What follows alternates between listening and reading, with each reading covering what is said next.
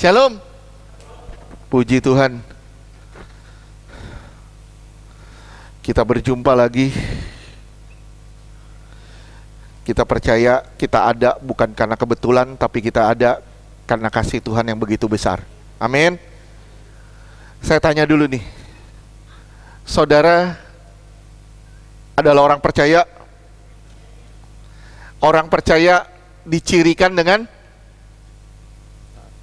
ibadah. Oke. Saudara orang percaya sekali lagi. Saudara beribadah. Puji Tuhan, saudara beribadah. Saya mau jelasin sedikit. Hari ini kita bicara soal persembahan yang hidup sebagai ibadah yang sejati. Judul khotbah hari ini, persembahan yang hidup sebagai ibadah yang sejati. Ibadah dalam perjanjian lama itu diterjemahkan perjanjian lama pakai bahasa Ibrani, yaitu avodah, yang berarti berdoa di dalam bait.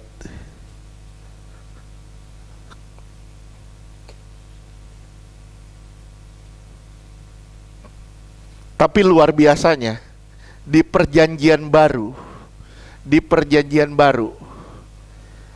itu pakai tiga perkataan, bukan pakai satu perkataan tapi pakai tiga. Ini menerjemahkan apa arti ibadah. Sekali lagi saya bilang, saya tanya sekali lagi, saudara orang yang beribadah? Amin. Sekarang kita lihat di perjanjian baru, pakai tiga kata. Saudara bisa buka di Kisah Rasul 13 ayatnya kedua. Kisah Rasul 13 ayatnya kedua.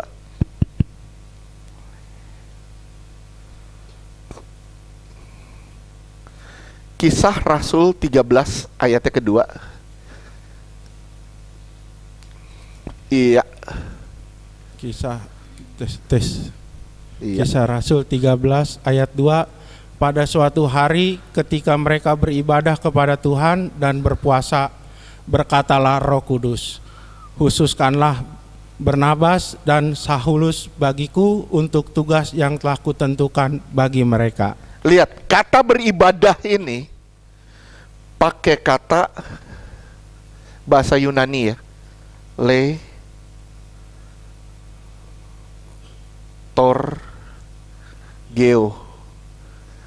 atau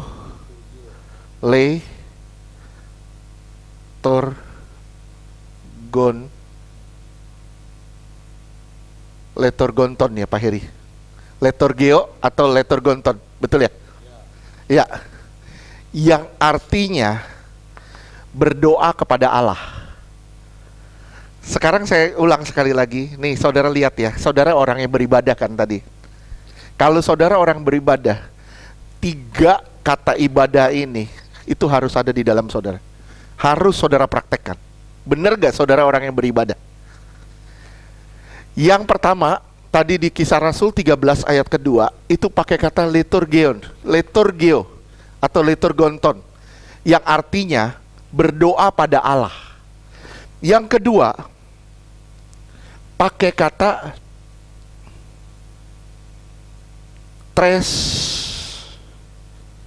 keia kataros,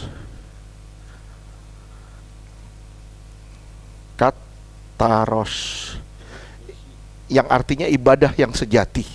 Saudara bisa lihat ibadah yang sejati itu di Yakobus 1 ayat 27. Yakobus 1 ayat 27. Yakobus 1 ayat 27. Ibadah yang suci atau ibadah yang murni. Betul ya? Oke, terus Ibadah yang murni dan yang tak bercacat di hadapan Allah Bapa kita ialah mengunjungi yatim piatu dan janda-janda dalam kesusahan mereka dan menjaga supaya dirinya sendiri tidak dicemarkan oleh dunia. Oke, lihat ibadah yang murni. Ini pakai kata treskeia, kata ros, yang berarti ibadah yang sejati atau ibadah yang murni. Ini menunjuk pada pelayanan bagi orang kesusahan.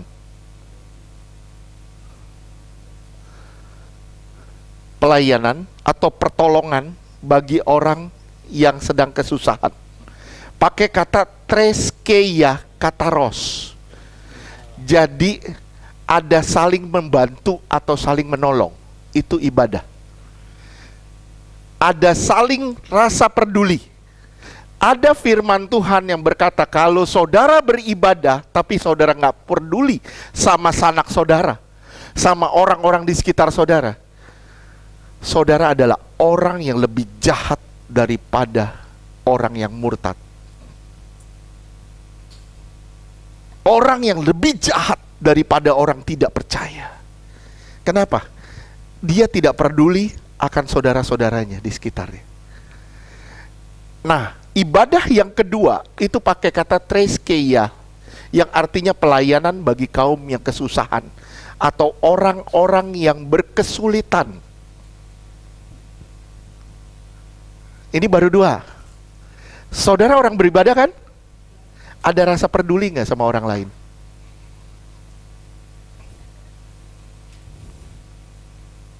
Saudara orang beribadah? Saudara ringan tangan nggak? Atau ringan mulut?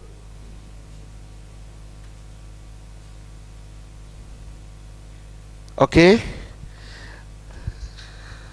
Luar biasanya, saudara lihat di ayat 26.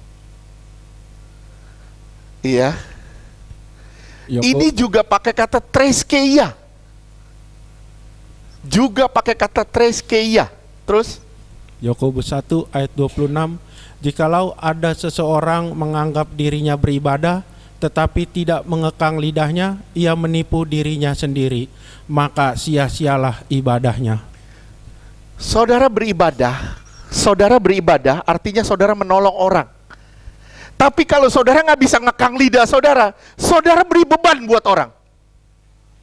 Saya ulang ya. Saudara beribadah, artinya saudara menolong orang lain. Amin. Tapi kalau saudara ngomongin orang, ngejelekin orang, saudara memberi beban buat orang lain. Oleh sebab itu pakai kata treskeia. Saya ulang sekali lagi. Tidak membuat susah orang. Saudara perhatiin ya. Berapa banyak orang Kristen menganggap dirinya beribadah. Saya adalah orang yang beribadah. Dia rajin ke gereja, dia rajin pelayanan.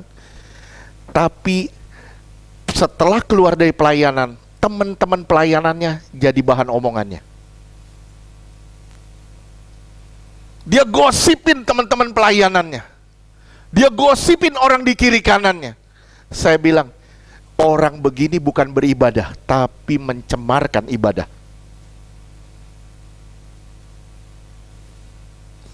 Orang yang kayak gini bukan beribadah, tapi mencemarkan ibadah.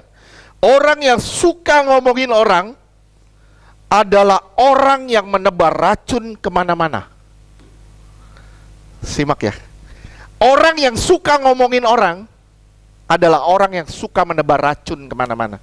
Jadi kalau saudara ketemu orang, mulai dia ngomongin orang, tutup mulutnya bilang, lu lagi nebarin racun.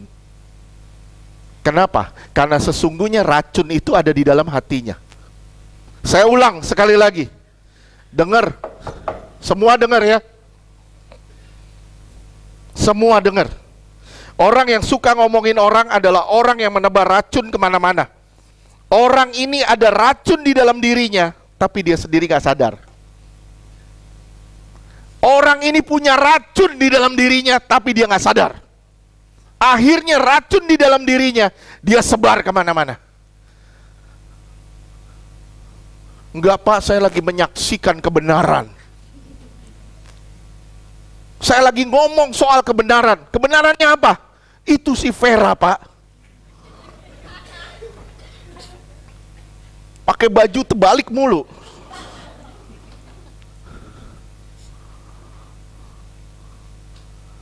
Saya bilang sama saudara ya, sorry, maaf. Kalau you masih suka ngomongin orang, jangan bilang dirimu beribadah.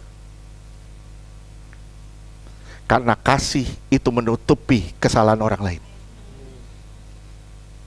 Jika engkau membongkar aib orang, engkau membuat susah orang. Saya ulang sekali lagi. Jika engkau membongkar aib orang, engkau sedang membuat susah orang.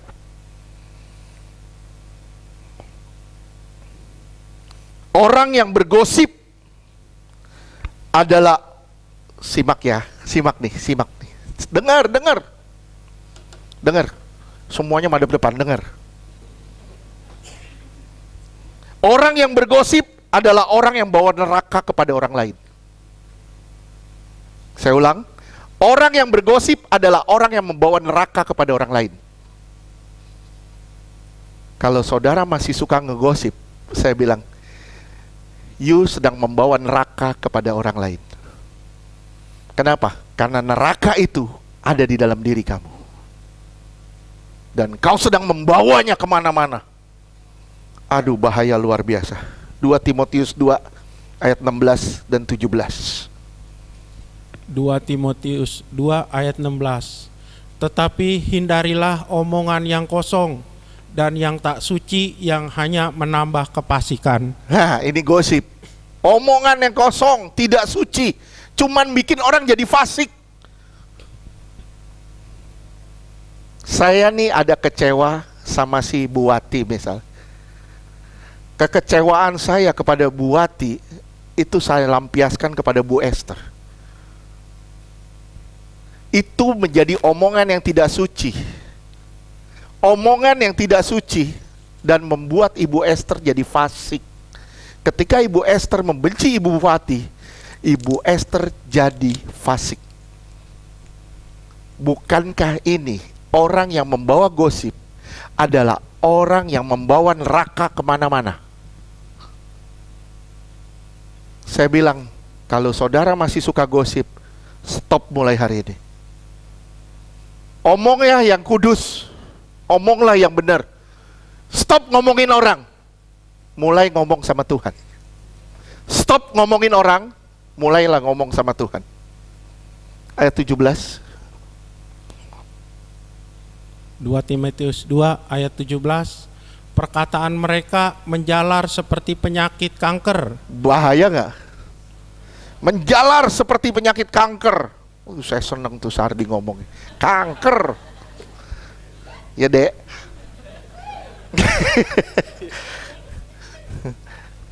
Terus? Di antara mereka termasuk Himeneus dan Piletus. Ya. Perkataan mereka menjalar kemana-mana seperti penyakit kanker. Saya ngejelekin Ibu Wati ke Ibu Esther. Saya ngomong lagi ke Ibu Media. Saya ngomong lagi ke Intan. Makin banyak, makin cemar. Satu gereja benci Bu Wati. Kenapa? Karena saya membuat fasik mereka yang saya sampaikan. Saya sedang membuat fasik orang-orang itu. Nggak salah dong kalau di ayat 26 dibilang, tadi Yakobus 1 ayat 26 pakai kata tereskeia. Kalau saudara nggak bisa jaga nih mulut, nggak bisa jaga nih lidah, jangan ngomong kau beribadah. Kalau engkau nggak bisa tahan nih mulut untuk tidak bergosip, jangan bilang kau beribadah. Kenapa? Karena ketika engkau bergosip, engkau sedang memberi beban kepada orang lain. Di ayat 27 dibilang, di ayat 27-nya dibilang, ibadah yang murni itu ngunjungin anak-anak yatim, para janda. Jangan cuma janda yang dikunjungin, anak yatim dikunjungin. Semua orang-orang yang berkesusahan harus dikunjungin.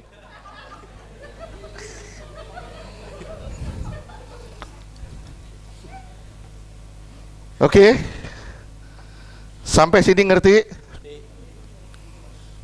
Nah.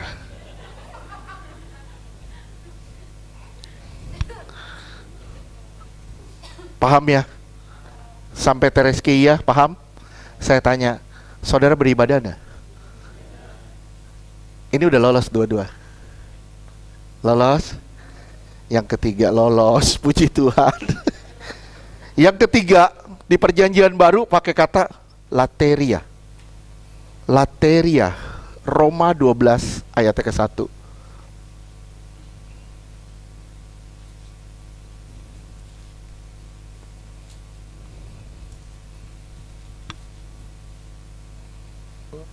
Roma 12 ayat 1. Karena itu, saudara-saudara, demi kemurahan Allah, aku menasehatkan kamu supaya kamu mempersembahkan tubuhmu sebagai persembahan yang hidup, yang kudus dan yang berkenan kepada Allah. Itu adalah ibadahmu yang sejati. Wis. Intan pakai gaya ngomong. Coba kamu translate di sini pakai gaya. Lihat, ini lateria. Yang ketiga, ibadah diterjemahkan yang ketiga lateria, yang artinya persembahan tubuh.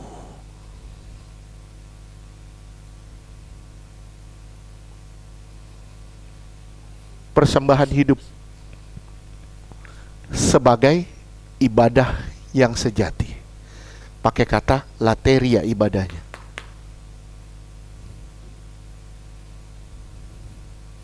Jadi ibadah yang benar bukan hanya berdoa sehari-hari, bukan hanya pelayanan, bukan hanya rajin ke gereja. Berdoa bagus, tapi lebih baik kalau berdoa diiringi dengan berbuat. Saya ulang sekali lagi.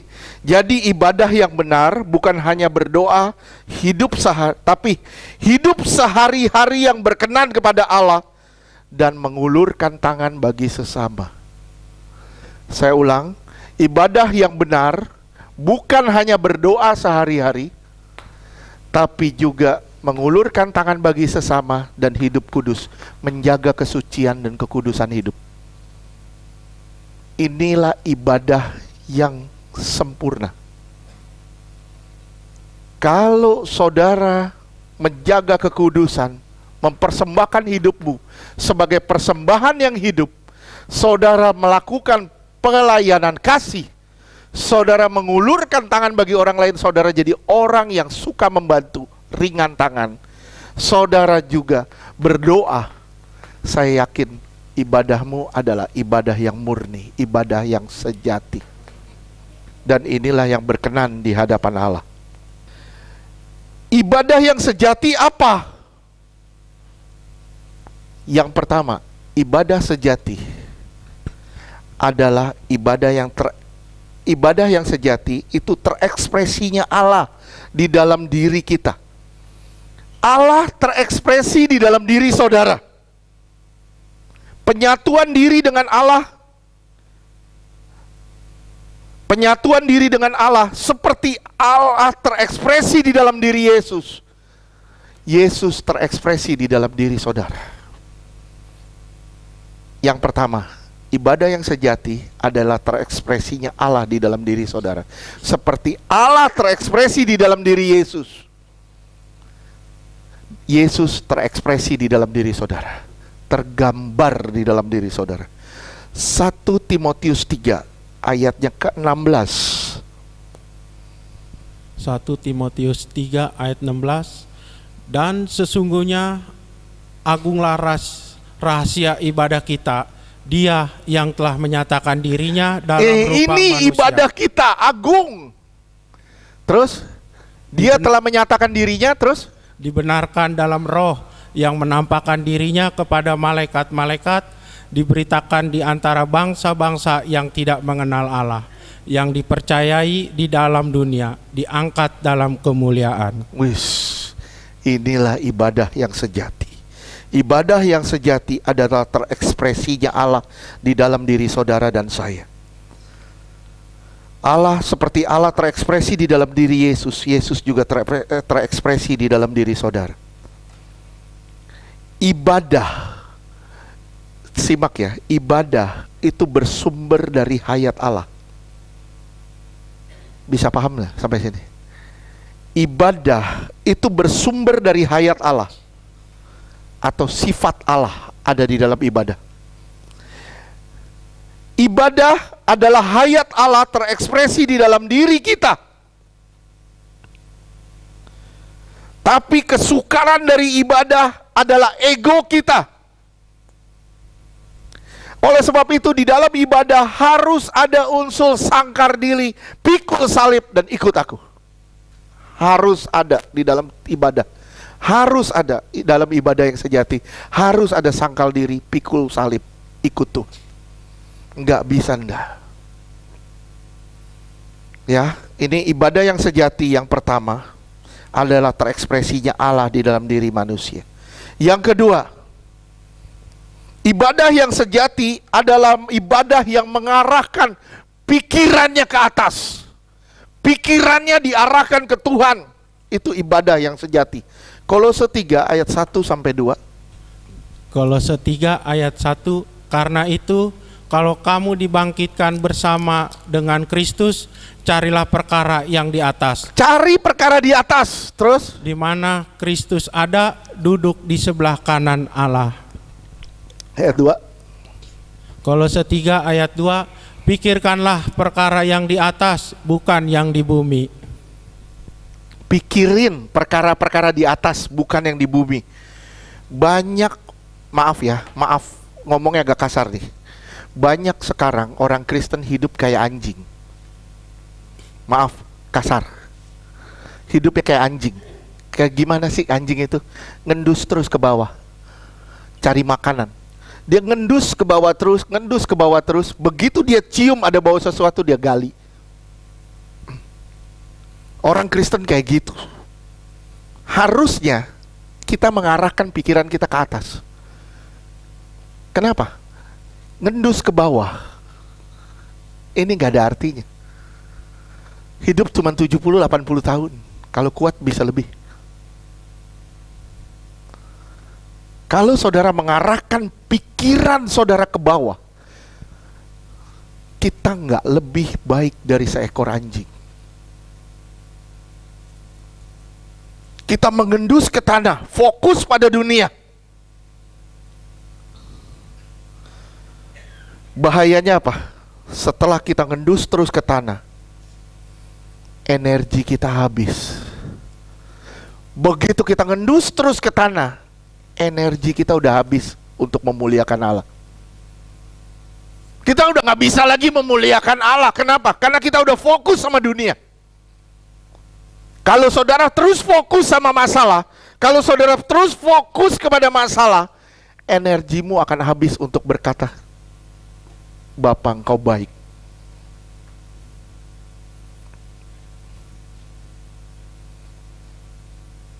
Saya berulang kali berkata sama saudara, kalau saudara benar-benar mau ditolong Tuhan, saya berulang kali, saya bilang, jangan pernah remehin firman. Jangan pernah remehin firman. Kenapa? Karena di Amsal 1 ayat 23 itu jelas dibilang, ketika aku berkata engkau tidak mendengarkan, engkau abaikan firmanku, kau gak peduli sama firman, bodoh amat sama firman. Apa yang terjadi? Ketika engkau bermasalah, aku tertawa sama masalahmu. Bahaya gak?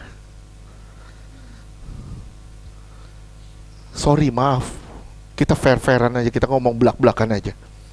Udah waktunya firman itu menyayat kita. Udah waktunya kita berubah. Kita habisin energi kita untuk hal-hal yang duniawi. Akhirnya kita pun tidak punya kesempatan untuk berkata, Tuhan engkau baik dalam segala hal. Kita gak punya energi untuk mengucap syukur dalam segala hal. Efesus 5 ayat 20.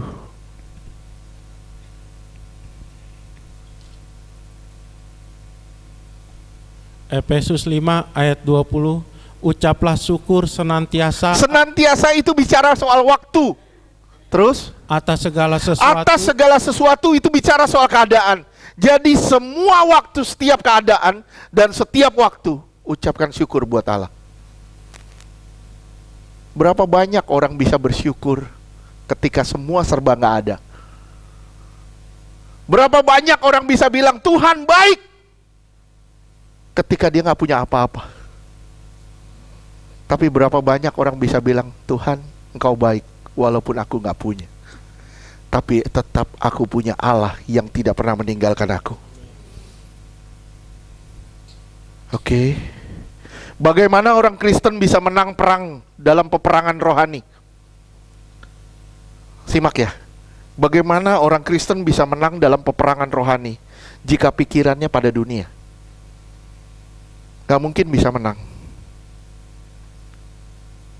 Orang yang mengarahkan pandangannya ke atas akan tetap tersenyum walau dunia menangis.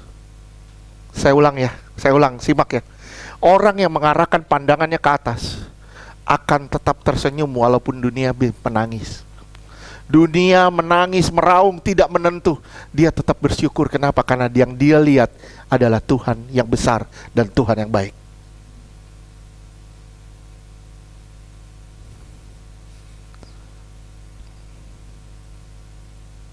Jangan sampai waktumu kamu habiskan untuk perkara-perkara dunia.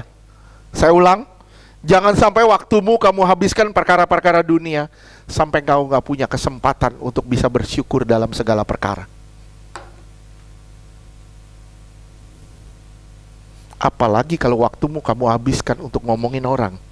Shopee, terima kasih, orderan udah nyampe.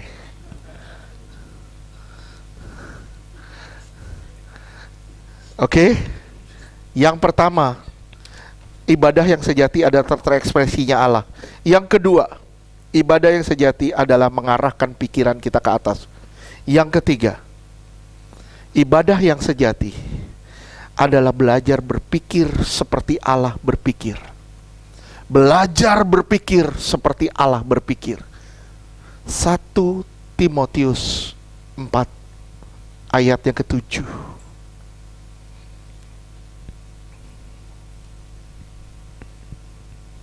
1 Timotius 4 ayat 7.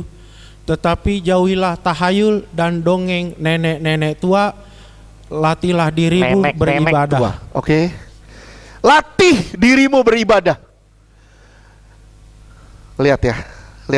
Ibadah yang sejati adalah berpikir dengan cara Allah berpikir. Menjauhi tahayul-tahayul. Omong-omong kosong itu dijauhin. Ya, kalau nanti papa mati, nanti siapa yang doain? Kamu udah jadi Kristen, siapa yang doain kamu, papa? Atau siapa yang doain mama? Kenapa? Kamu sudah jadi Kristen, kamu sudah tidak bisa lagi berdoa pada orang mati. Itu tahayul. Tahu? Tangan gatel, mau dapat duit, itu tahayul. Saya berani ngomong begini, saya bilang gini ya. Saudara tangan gatel, cuci tangan aja, hilang kok. Gatel, masih gatel terus. Pakai rendem Baiklin. Mata kedutan, wih ada yang kangen nih. Kedutan, ada yang kangen.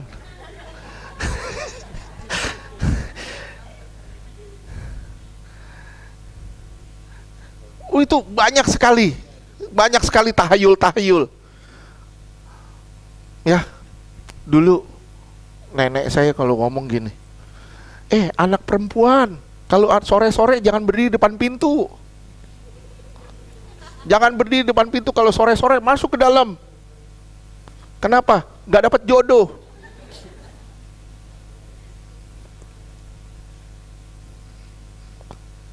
Jodoh itu tidak ditentukan karena kita berdiri di depan pintu atau di belakang pintu. Jodoh bukan ditentukan itu. Jodoh itu dari Tuhan. Tuhan mau kasih atau enggak, terserah. Kenapa? Karena Tuhan tahu yang terbaik buat kita. Amin. Kalau gunting kuku jangan malam-malam katanya. Wah, gak ada rejeki. Karena zaman dulu kan belum ada lampu. Kalau gunting kuku malam-malam kena ke ini, bilangnya nggak ada rejeki. Banyak anak banyak rejeki. Sekarang banyak anak banyak tagihan.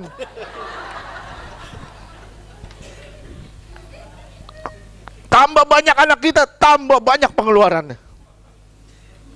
Yang satu minta es krim, 5 yang lain minta es krim juga. Seharusnya kita beli cuman 3.000 jadi 15.000. Ya, itu tahayul-tahayul yang harus kita jauhi. Kita mulai berpikir dengan cara Allah berpikir. Jangan berpikir dengan cara dunia berpikir. Tapi mulailah kita beribadah, kita yang beribadah. Mulailah berpikir dengan cara Allah berpikir. Nah, yang keempat, ibadah yang sejati adalah pola hidup yang diubah sama Tuhan. Saya ulang, ibadah yang sejati adalah pola hidup yang diubah sama Tuhan. Titus 2 ayat 11 sampai 12.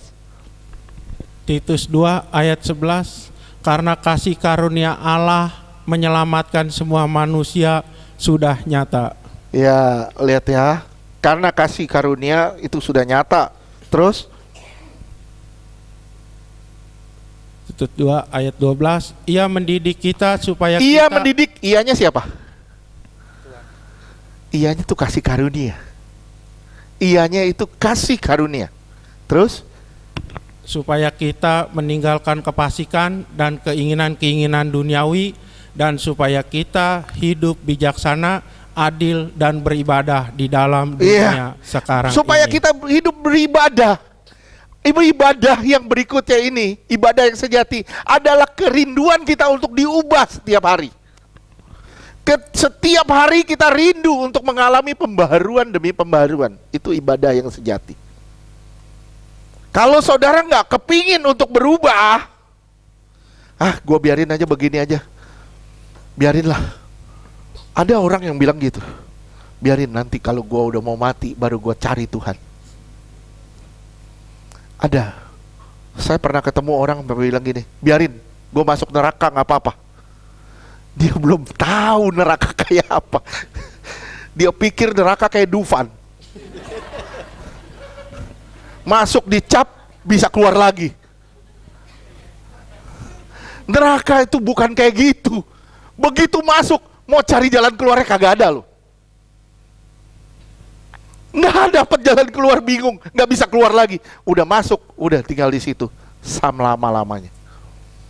Kalau di neraka bilang gini, si A silakan masuk neraka, nanti 10 tahun saya bebasin. Itu KPK bukan neraka. Neraka itu begitu masuk nggak ada jalan keluar. Sia-sia loh apa yang telah kita tabur selama ini. Sia-sia percaya kita sama Tuhan kalau kayak gitu. Kita sendiri yang membuat hidup kita sia-sia. Ibadah kita menjadi sia-sia. Kenapa? Karena kita nggak punya keinginan untuk berubah. Kalau kita nggak punya keinginan untuk berubah, gimana ceritanya kita bisa dibilang saya adalah orang yang beribadah?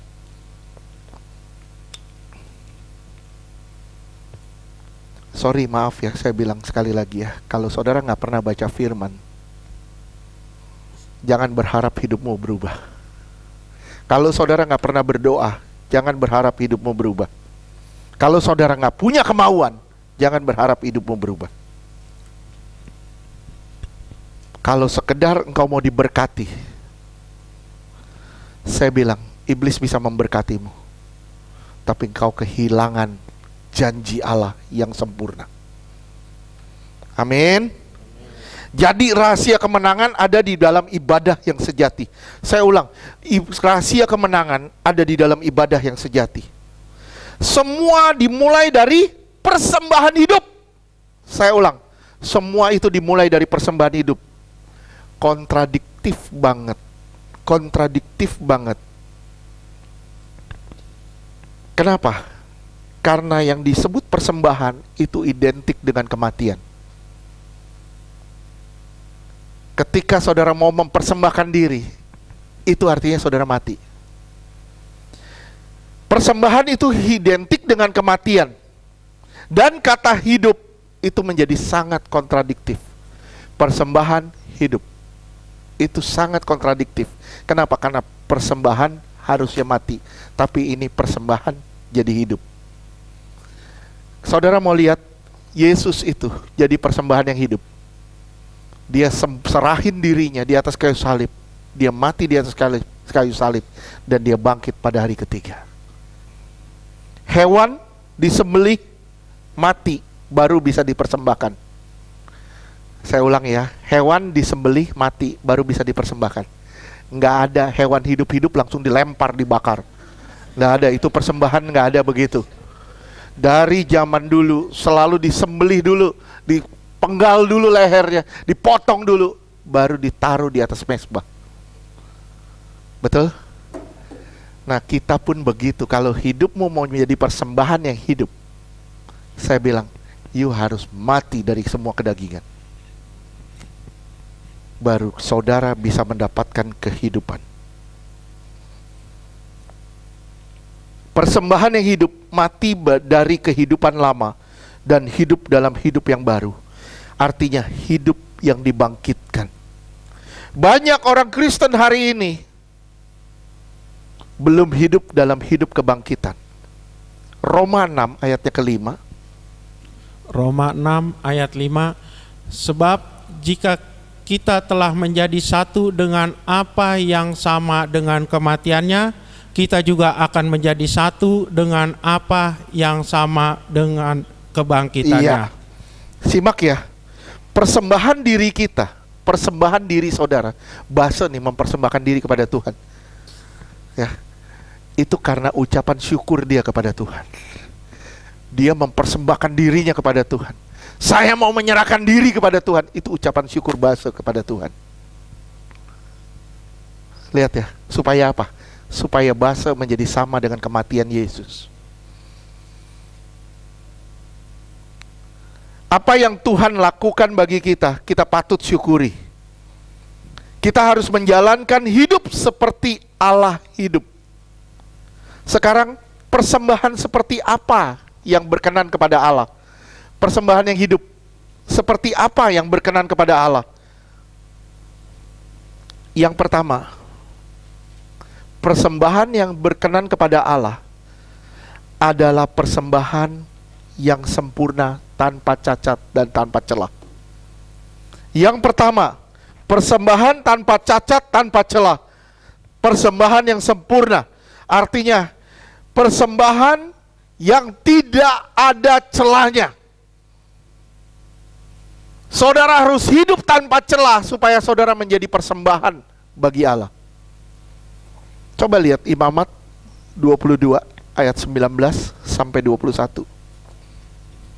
Imamat 22 ayat 19.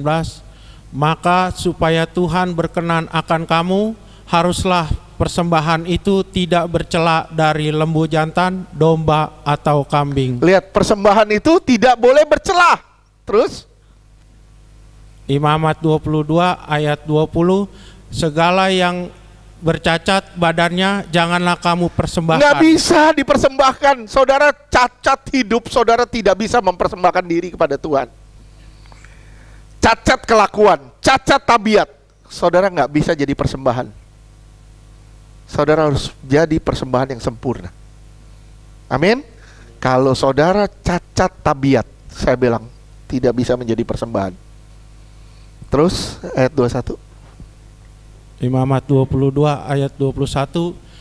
Juga apabila seseorang mempersembahkan kepada Tuhan korban keselamatan sebagai pembayar nazar khusus atau sebagai korban sukarela dari lembu atau kambing domba, maka korban itu haruslah yang tidak bercela. Tidak boleh bercelah korban itu. Terus Supaya Tuhan berkenan akan dia, janganlah badannya bercacat sedikit pun. iya, nggak boleh hidup kita bercacat di mata Tuhan. baru hidupmu menjadi persembahan. Hidupmu menjadi ibadah yang sejati. Nggak boleh ada celahnya. Diawali dari sikap hati, mau beri yang terbaik. Serahkan diri. Dan biarkan Roh Kudus bekerja untuk memberi saudara kekuatan. Supaya saudara mengalami perubahan demi perubahan.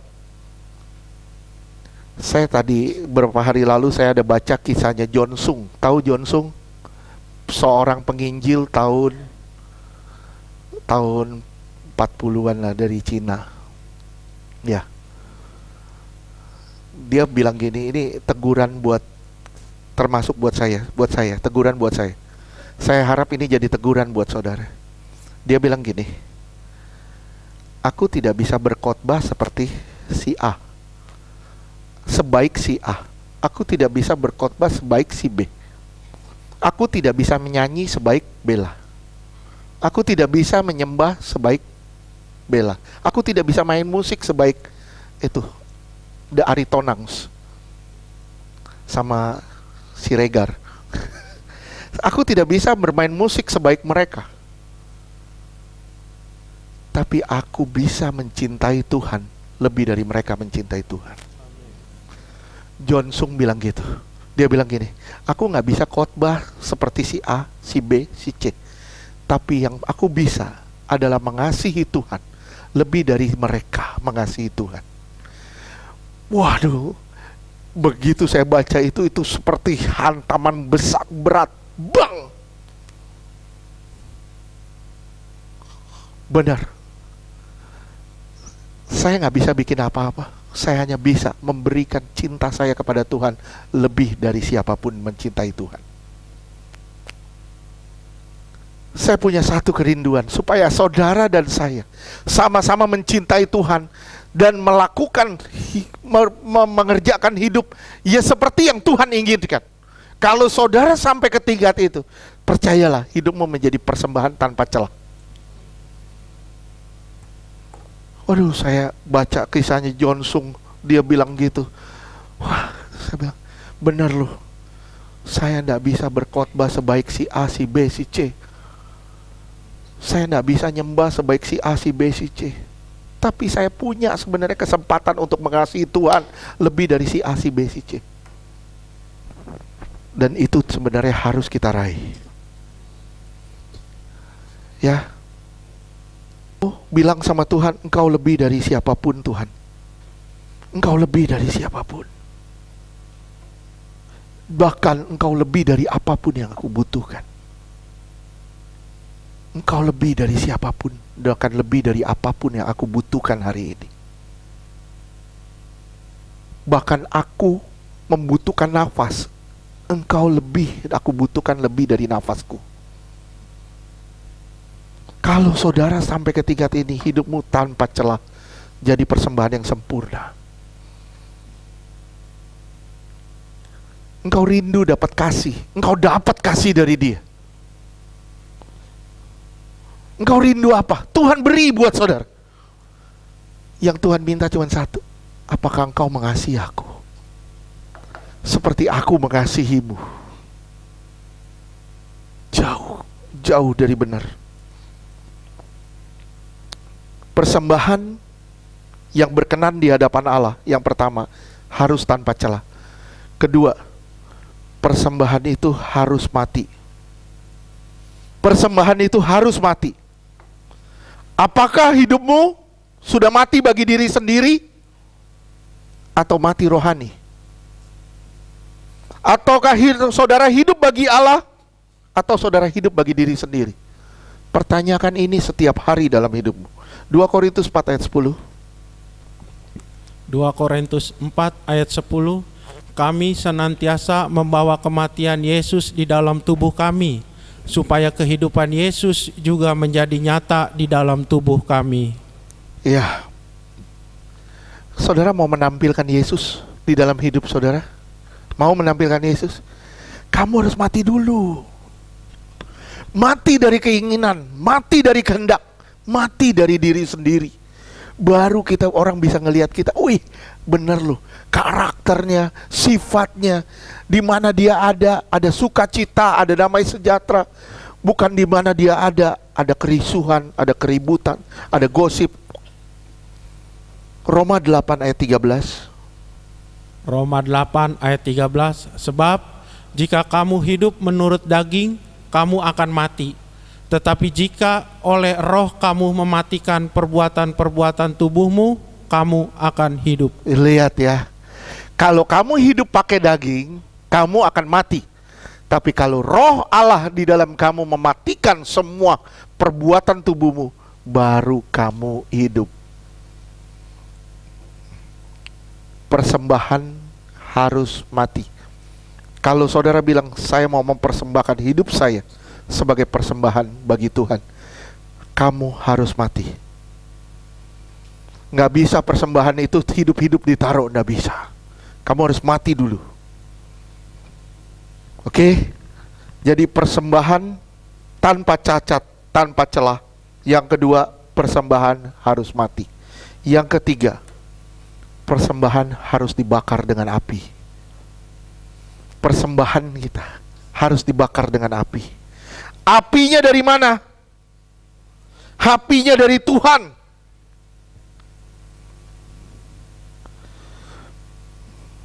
Simak ya, bagaimana dengan hidup kita? Apakah kita sering tersinggung? Apakah kita pemarah? Apakah kita masih banyak kekecewaan kepada orang-orang di kiri kanan kita? Apakah kita masih mempraktekkan ini? Saya bilang, engkau belum mati. Jangankan dibakar, mati pun belum.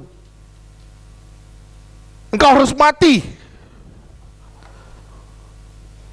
Baru saudara bisa menjadi dupa yang harum di hadapan Tuhan. Persembahan harus dibakar. Ini bicara soal pelayanan. Pelayanan harus dengan api dari Tuhan, tidak api asing. Saudara harus lihat motivasi saudara dalam melayani Tuhan. Saudara melayani itu karena cinta Tuhan. Sekali lagi, karena cinta Tuhan. Nggak ada unsur yang lain. Nggak ada pingin dipuji, nggak ada unsur uang, nggak ada unsur apa. Karena cinta saja sama Tuhan. Itu pelayanan. Bukan dengan api asing, tapi api Tuhan. Kenapa saudara mau melayani? Karena saya cinta Tuhan.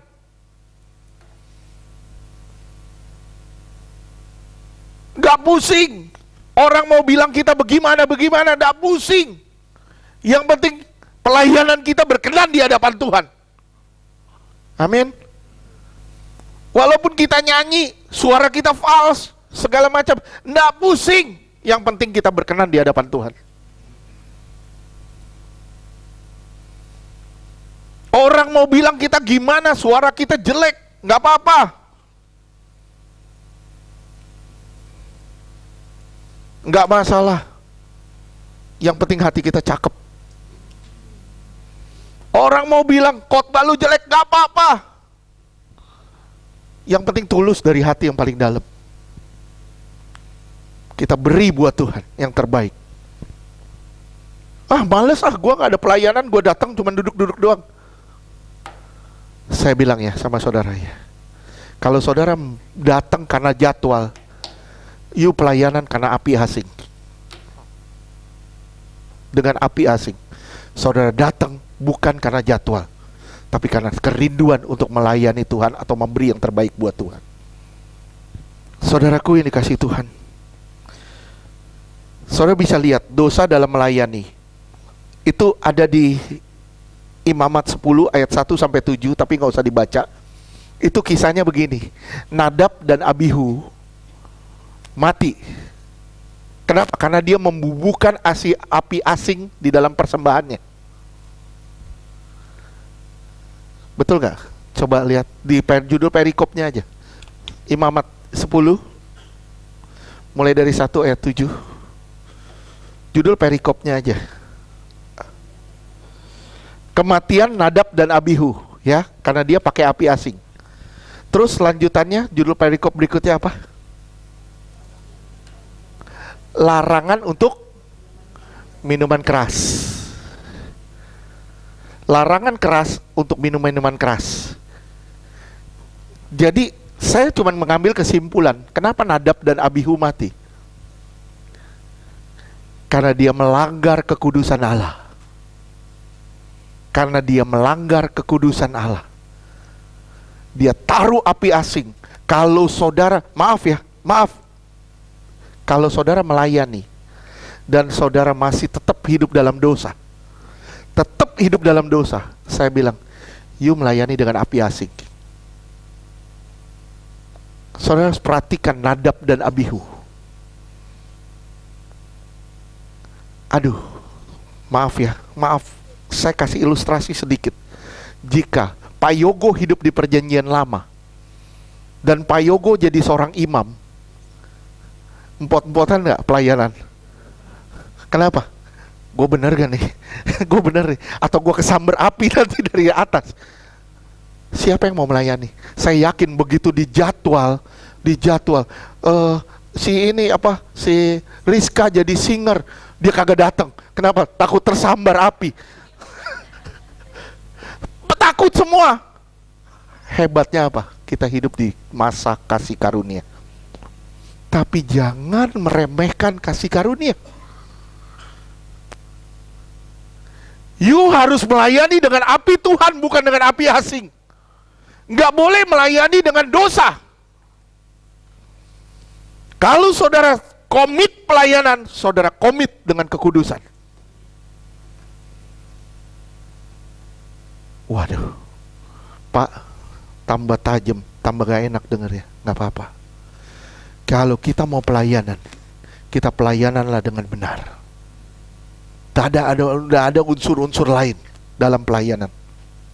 Mau kudus, kuduslah. Atau kau mau melayani dengan api asing. Ya, kita serahkan hidup kita kepada Tuhan. Mari sama-sama saudara.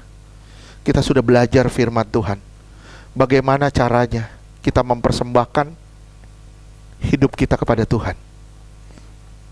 Kita sudah belajar apa artinya ibadah yang sejati.